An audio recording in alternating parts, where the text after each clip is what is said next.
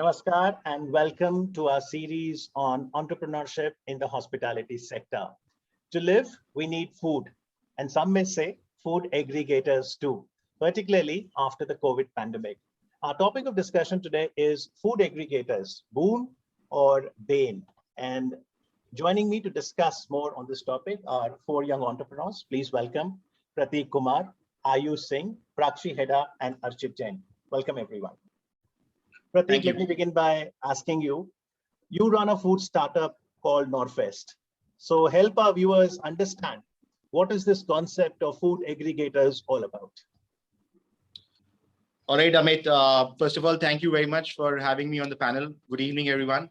My name is Prateek Kumar Rathi, and I got into food sector as an entrepreneur in 2016, where we had set up Norfest the Dhaba by bringing in the concept of dhaba food from highways to cities close to where consumer is.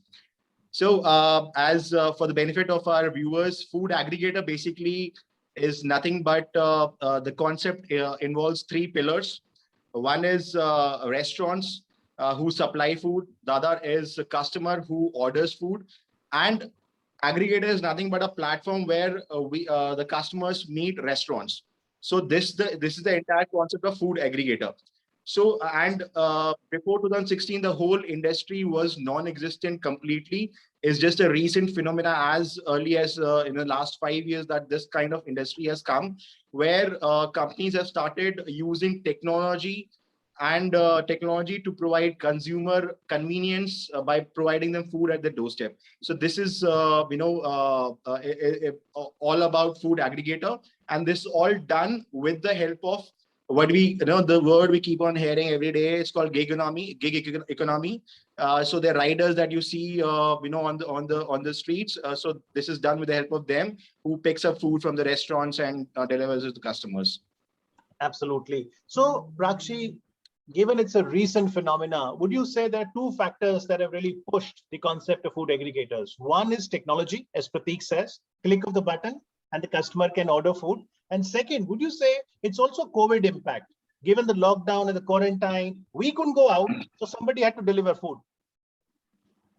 I think during pandemic, it was a boon because after a point, all of us were tired of eating at home and wanted to eat something new and different. So that time Zomato and Swiggy were the only help to us, and they really provided the food that we really wanted to eat that time.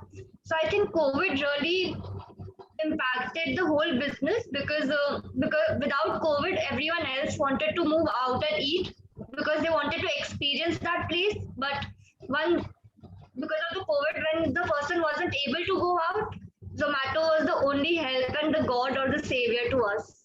Absolutely. So I think we will place on record our gratitude to the entire supply chain, because notwithstanding the rain, coronavirus, sunny conditions, inclement weather, the food did get delivered at our place. So it was an essential services. But then if the perception is that food aggregators helped us and technology helped us access of food, why would we discuss food aggregators, boon or bane? Could there be a flip side, Archit Jain?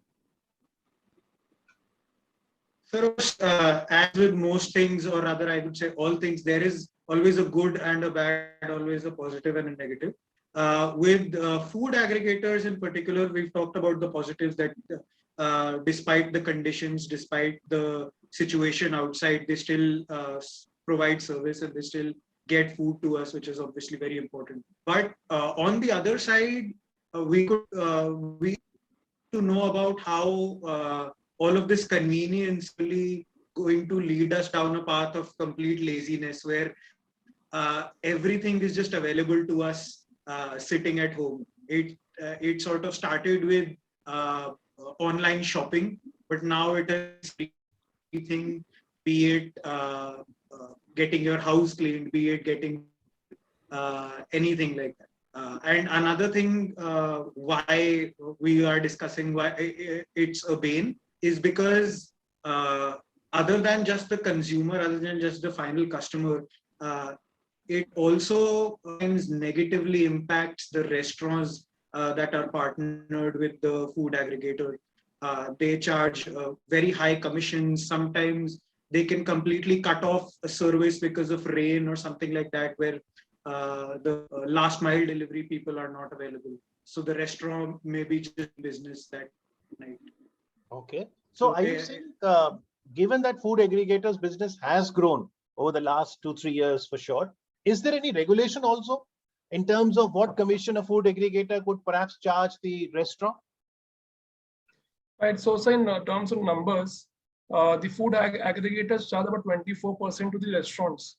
And that is why we are discussing the topic Bain also in this session.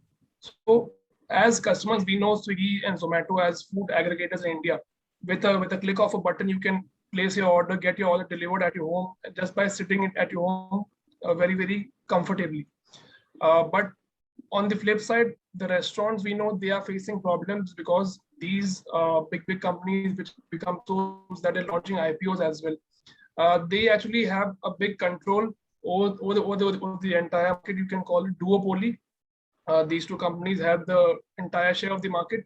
And what they do is they put on discounts with the restaurant. They charge high commissions to all the restaurants.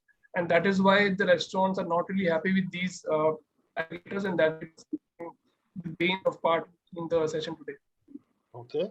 So Prateek, from the customer's perspective, do you think customers have no problem whatsoever with food aggregators? Because for them, it's convenience, it's simplicity, it's discounts, cashback. So customer is happy. Right, sir. I'll probably start this from putting in some facts. So when we were growing up, I'm 35-year-old. The concept of going out and having food from restaurant was restricted to probably once a month.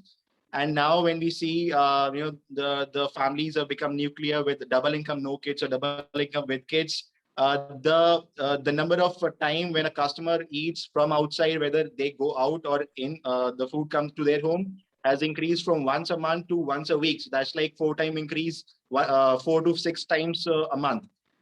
There's still a lot of penetration to be done, because if you compare this number with the developed nations like Singapore or Hong Kong, this number is 45 to 60 times a month. So this was the premise, when these companies started up. And to answer your question, customers are really happy. I mean, if a customer knows a little bit of technology, and they are in a city, even a decent city, I mean, no customer, no person can go hungry, because they are available 24/7. I mean, I also, as a customer, when I'm doing late nights, even at 2 or 3 or 4 in the morning as well, if you want to have food, everything is available. So customers, there's been completely no issue, as ma'am also said a couple of minutes back, that in the COVID time when everybody was locked down, these Swiggy, Zomato, just to name these two leaders in the sector, they got special approvals from the government to let their delivery partners go, and it came as a part of essentials for people to deliver food. So yeah, customers has been always on the, they are the kings. Just to answer the question. Right. Well, customers and are there's the a lot kings. to be done. There's a lot to be done. I think this is gonna stay, and a lot of penetration needs to be done. Okay. So customers are the kings and the queens. So let me ask Prakshi Heda, as a customer, share with our viewers your best food or drink story. So when I was in college, and Sundays used to be the only off days for college. So I remember whenever I used to get up, I was so much into a habit of eating vada pav and dosa the time I get up for breakfast.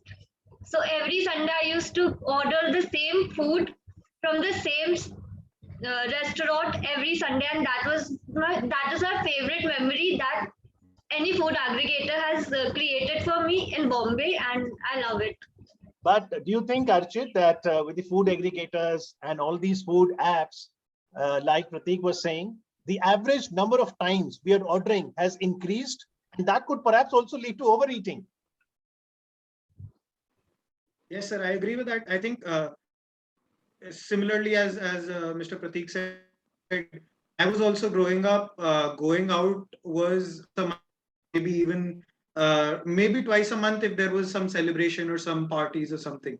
But other than that, we didn't really used to eat outside so much. But if I say in the last 5 years, I think we've started eating out a lot.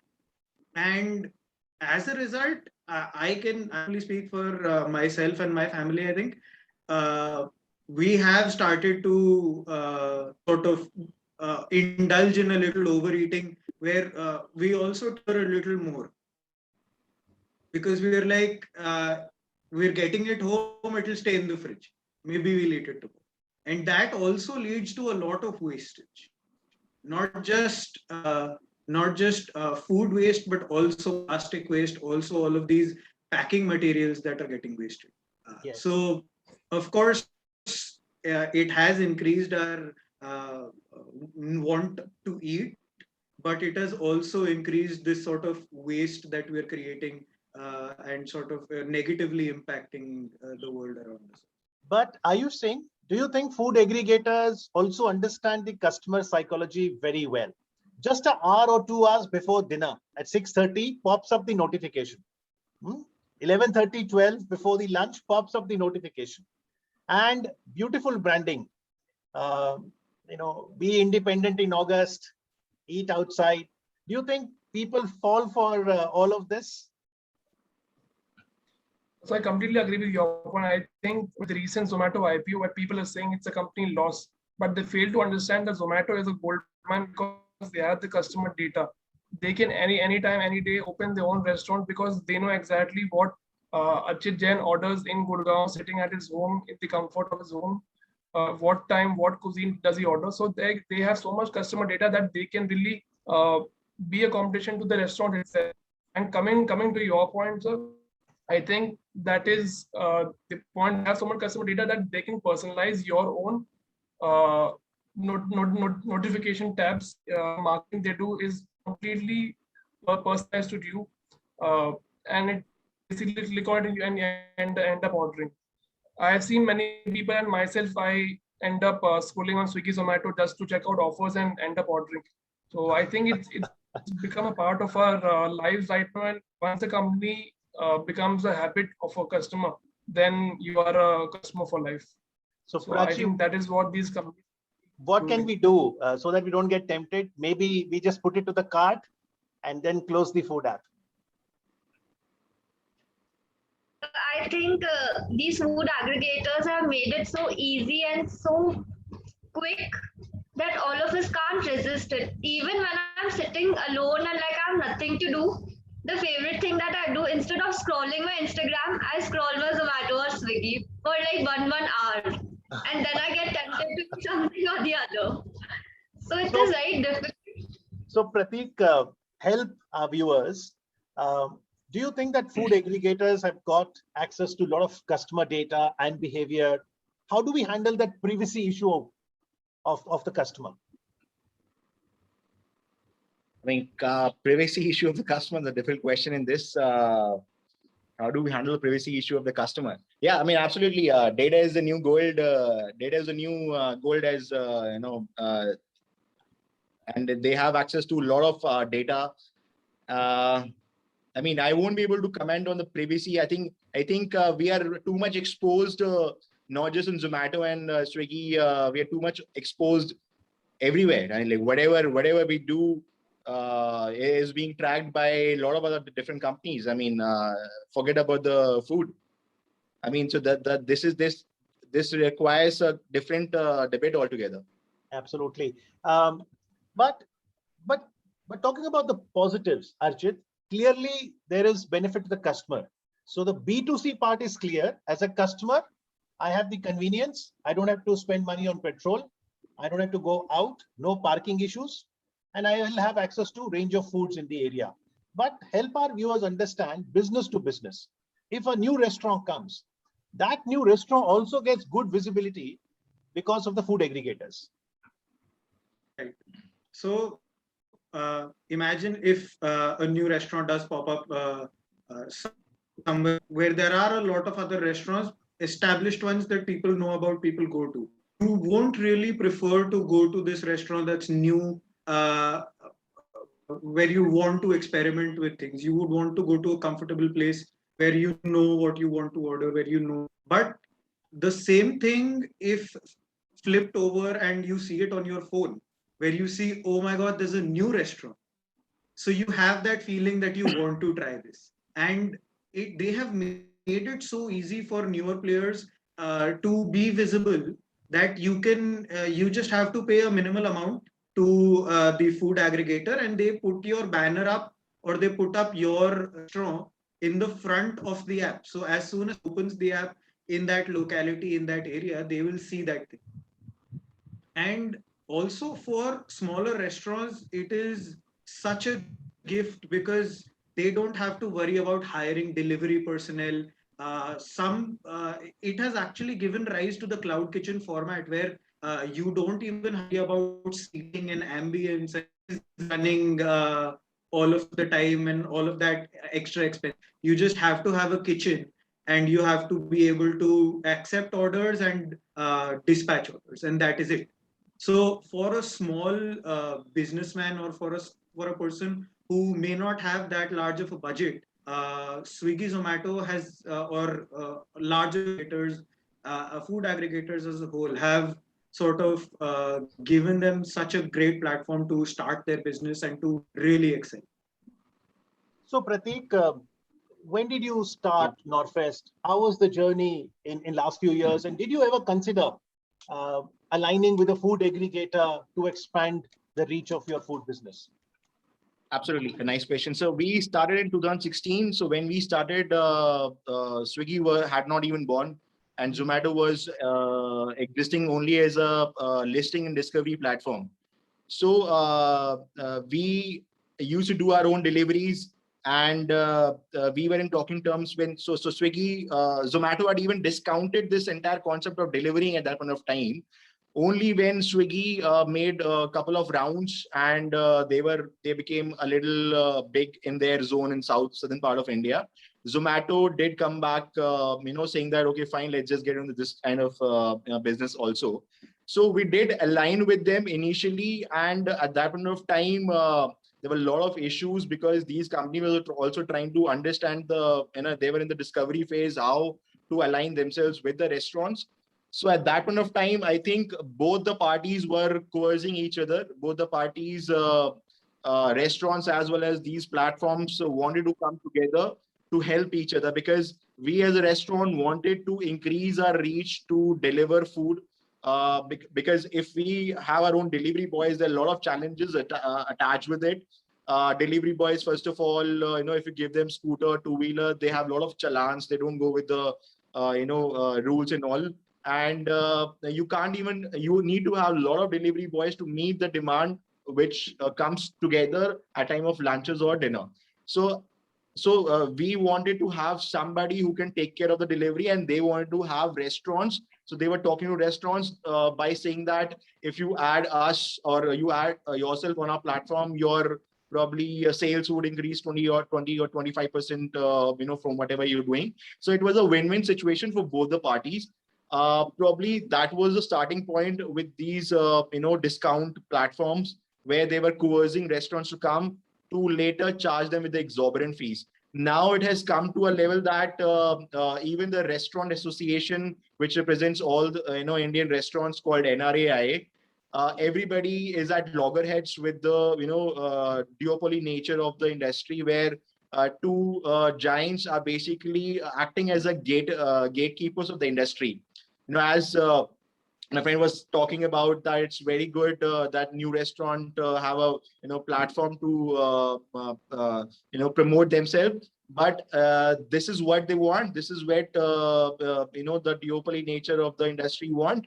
They force us to shell out huge amount of money, even the existing restaurants, to promote themselves, saying that if you don't give money to us or promote yourself, I mean, there won't be any way that you will be found by the customer. So they are acting as gatekeepers. So the journey, which started as in a very good, note with both the parties helping each other, has come to a level where we are at constant friction with each other. And this shows in the hush-hush nature of one of the giant also coming in the raising public money. I mean, if the business model is so much great, then what's the need of urgently raising money from the public? Okay. How do you see the effort of a food aggregator coming up with the IPO And the IPO was also a success because many people thought that given the technology and the rise over the last few years, it's a good investment. So I think yeah, here, I mean, is it for me? Yes, Ayush first, and then coming back to you, Prateek. Okay, sure. I think here are two sides to the same question, sir. So Zomato's IPO, first of all, as I mentioned before, it's a data mine where it has a lot of customer data, which it can any day turn into a restaurant idea and beat its own restaurant partners. Secondly, the IPO, they went for IPO because they want to grow at a very fast pace. Zomato is still in losing money. They aren't having any profits, but raising money from the public will give them a growth. They are looking for a very aggressive growth in the next 5 to 10 years, and that's why they need this amount of huge money to fund their growth. So that is my point of view on IPO. Right. Prachi, how would you respond to what Prateek was suggesting? That the role is that of a food aggregator, but if they become gatekeeper Gatekeepers. and perhaps enter the restaurant business itself, that's where the friction happens. Yes, so I agree with what Prateek sir was saying.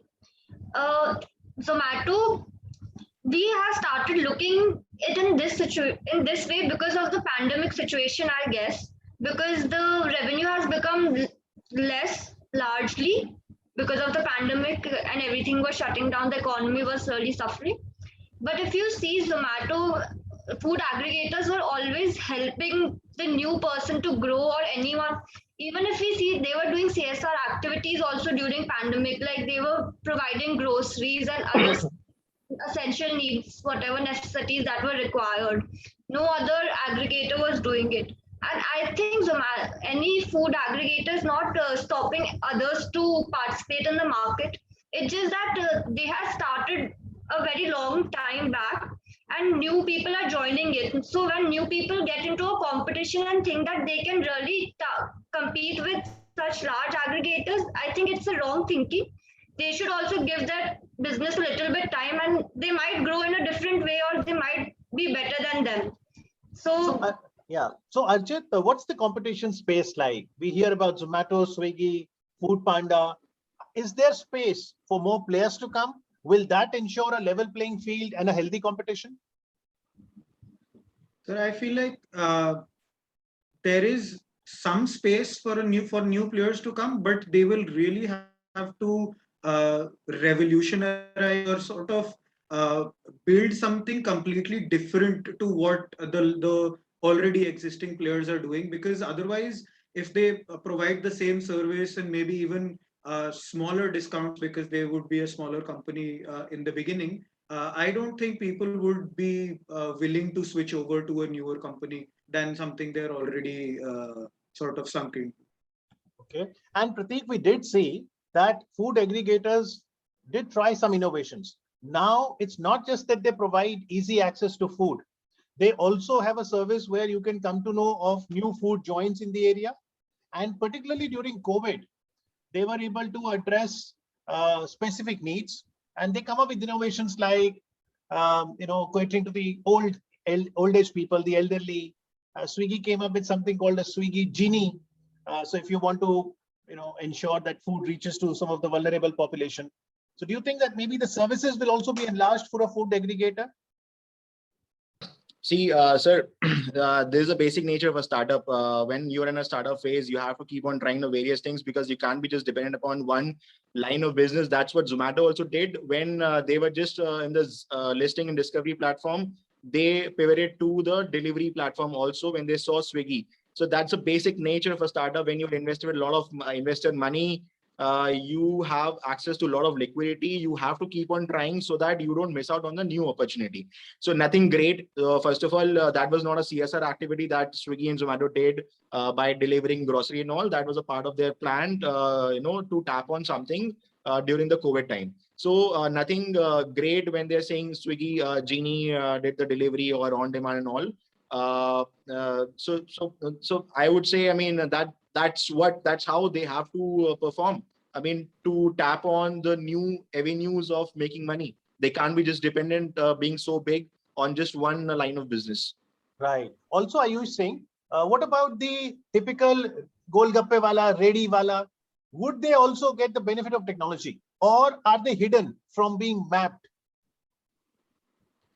Sir, I mean, right now, the whole industry, the way they are functioning is only helping the big players. There are so many unorganized players which are there in the market. I know if with their lacks of players, probably you can hear a success story of one or two, because if you throw so many balls on the wall, probably a couple of balls will stick to the wall.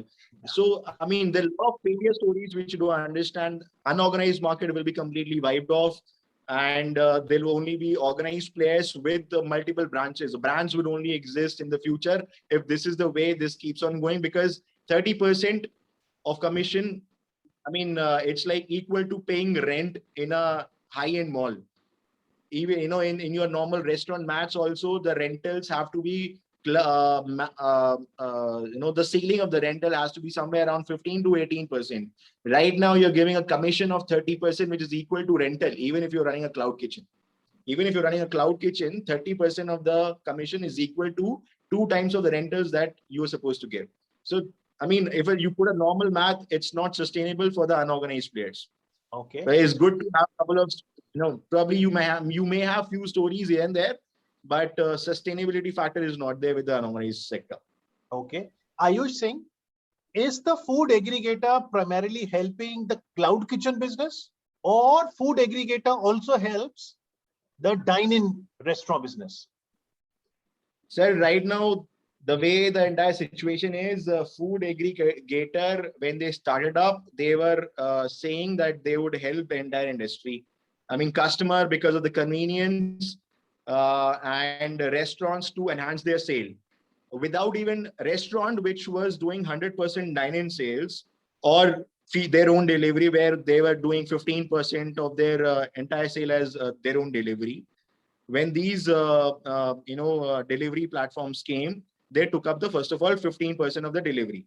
Without restaurants understanding what is happening, this 15% of the delivery business of theirs has increased from 15% to 35, 40, or even 50% in some cases. So naturally, their dine-in business has declined, because if the same food is available with a lot of discounts to customers, they don't want to come to the restaurant. Until they would only go to a restaurant where there's something more than the food to be offered, like go-to places.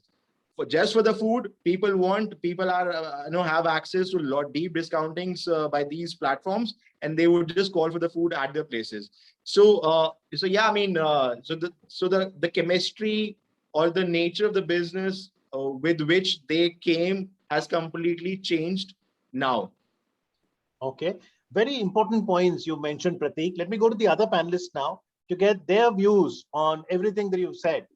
Beginning with you, Ayush. So what I feel is that two sides again over here. There are two sides, as in these platforms are helping the restaurants also, but on the other side, as Prateek mentioned, they are charging a very high commission. So as in the customer point of view, it's very easy to order from the app, and I think you only order from the highest rated restaurants. You won't really order from 3.5. You would rather prefer from a 4.2 or 4.3. So there are a lot of hidden things which the customers don't know about these platforms, and they only see the platform and the app and the great offers they put on the app. So what I feel is, if these platforms cut down their commission, they can obviously help these restaurants grow better. And the word I think is sustainability over here. Grow as a business together and let the other business also grow. Don't become a monopoly in the market, and don't get all the money to yourself, and let others also earn. Okay, Prakshi Heda, is commission the only sore factor? If commission could really be aligned between the merchant, the restaurant, and the food aggregator, do you think after that the business of food aggregator is a valuable addition in the entire supply chain? So if it was only about the commission and only about the marketing or getting on the top. I think food aggregators after a point wouldn't have survived, because then there would have been hundreds of food aggregators by now who would be providing the same service. But there must be something that others might be doing, or the top food aggregators might be doing that we see as a pain point to us, because we are paying a lot of commission to them. But they are doing some of the other services to us. They don't understand that our sale is also increasing because of them. We only see that per order we are paying. But if you don't get visibility only in the market, then how will your sale increase? To increase your sale, you need to pay something. And in India, I know it's a human nature. When we pay directly or we pay a large commission, it really hurts us. But if we pay that indirectly, we don't even understand that a lot of money is going, or even more than that if we do it in a newspaper or something. But yes, it is a human nature. Zomato might, or any aggregator might be taking some percent, but they are providing some services also. The sale is increasing rapidly, and you can't only judge regarding a situation that has been going past 2 years. Before that, also, I think a lot of cloud kitchens or any kitchen or a home restaurant that was opening up and it was getting listed on an aggregator, it was really providing visibility, and the marketing cost was really getting saved. Okay. At the So if your potential client needs advice on this, whether to align with a food aggregator or not, sales is an important factor, visibility is important. How can they get in touch with you?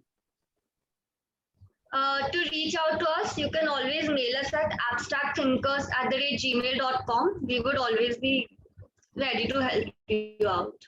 Okay. Archit, your thoughts on the way you have seen food aggregators expand so far, particularly in India? How are they doing globally? Do you think next few years, even after the COVID pandemic, food aggregators business is here to stay? I think the food aggregators business is here to stay, especially if they keep, like Mr. Pratik said, innovating and going into these new avenues of revenue. If they can keep finding new paths, new ways to stay relevant, other than just maybe delivering food there, since they're delivering groceries, maybe in the future they can go into their own restaurants or catering or something else like that. If they can keep staying relevant, then I think they are here to stay. But I would say for a smaller, for maybe a startup restaurant, for a small restaurant, the way to actually go about this would be to first partner up with these giant aggregators to get the name out there, to get the visibility, and then quite smartly sort of try and shift the customer from the Swiggy, Zomatos, or the any other food aggregator onto your own food website or your own ordering channels to sort of save yourself from that deep hole of commissions that people get into. Okay. Final words to you, Pratik. How do you see the food aggregators business panning out in India? So yeah, Amit, I mean, food aggregator here stay in the longer future also because so they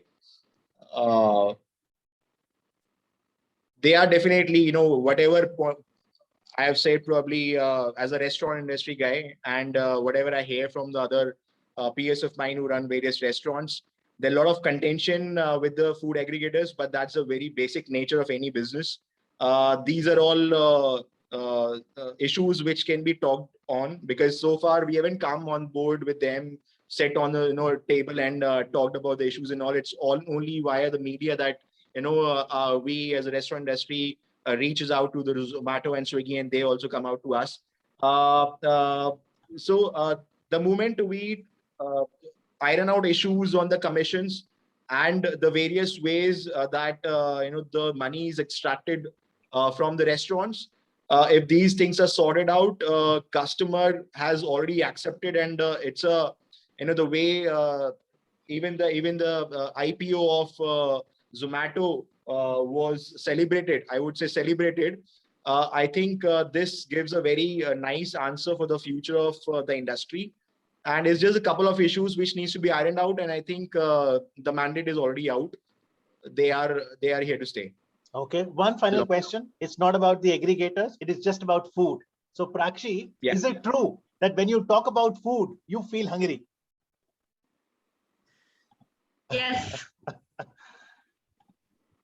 Archit, you talk about food and one feels hungry? Yes, sir. And Prateek, what is it that people are liking more? Is it the dessert? Are you trying out new recipes? Are we exploring the rich Indian food culture? Yeah, I mean, see, the kind of food that we are in, it is already popular food. The dhaba, North Indian food is already popular. And because of the food aggregators, I guess we've all of us have heard that from pizza, the shift has been made to biryani. Biryani has been the most ordered food items because of the availability of the item. Also, because online platforms have promoted the dish so much. So I think there's space for each kind of cuisine in India, and India so far have lagged the international cuisine like Thai or Turkish cuisine, and all these are now making foray in the industry, and food aggregators are helping them to reach out to masses. Probably next time you would see from a chef from pizza to biryani to something else, probably completely new dish. Yes, absolutely. And Ayush, a word of praise for that delivery person. And when you are giving access to a stranger to your home, from safety perspective, also from the rating perspective, do you review the order every time? And now it's a 360-degree review where the delivery person will also review the customer. So I think all these apps have a system where they show the delivery person's name, his rating, his the number of deliveries he has done. So the least we can do is we can tip these people because they don't really do that much, and then we can give them a good rating so that they don't really suffer in their future work. So, or more than that, you can, when they come to you to a doorstep, you can give them a glass of water if that's really important for you. Okay, well, we leave it at that. So technology has ensured that food aggregators are here to stay. But as panelists have said, it's important that it's a win-win for everyone. But from a customer perspective, it's essential that we understand the holistic picture. But more importantly, from our health perspective, food can be medicine. It can also be a poison. So no overeating, and make sure that you eat right and you eat nutritive so that we don't invite any lifestyle disease. Today, to join us on the panel discussion and help us understand food aggregator business in such a holistic manner, to all my panelists, thank you very much. Thank you. Thank you. Thank you. Thank you.